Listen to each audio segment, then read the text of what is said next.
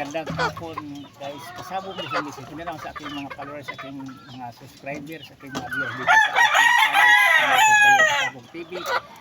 Pagpasensya na ako. Pagpasensya nyo muna ako. Hapon ako ngayon na makapaabot sa inyo ng update tungkol sa laban ko. Ang laban ko, yung tinatawag si Kerry, nakalagay dyan, nanalo ulit naman. Nakadalawa na siya.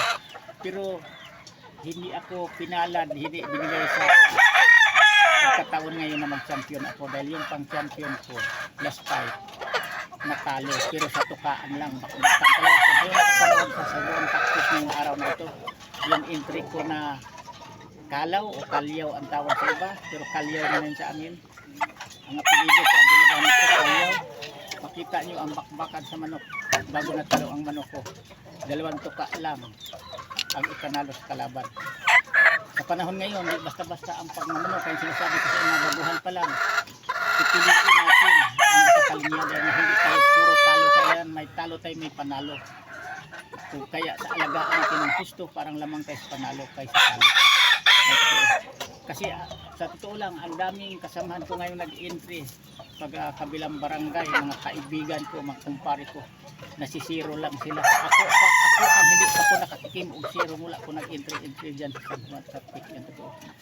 May talo ako pero may panalo din. Kaya darating din ang panahon na makamit ko ang pagka-champion dahil di ako nasiro sa pag-entry. Kasi ang mga manok ko piling-pili, sila sabi ko sa inyo, wala sa pagmukha, wala sa hitsura ang magaling bumatog palo ng manok natin. Katulad kanina, ang nakalaban ko rin, quality, magaling na manok rin. Ang sa akin, magaling din. Palitan talaga sila ng palo na bakbakan ng todo, kailang doon na sa Pukario.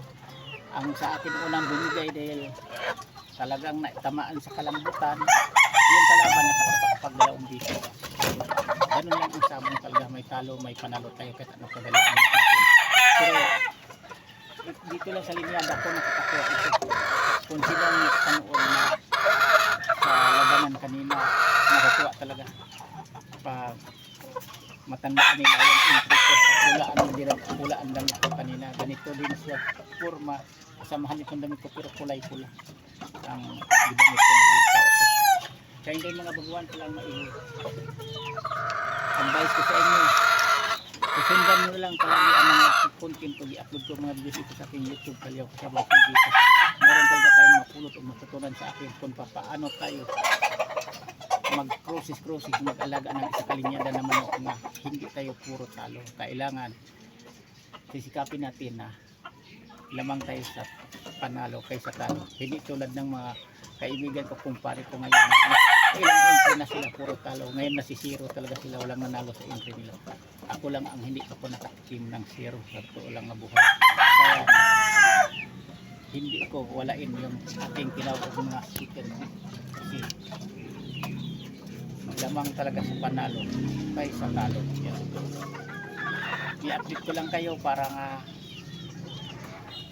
magpakatotoo lang ko sa inyo sa aking mga viewers na ni-update ko ang panalo o talo.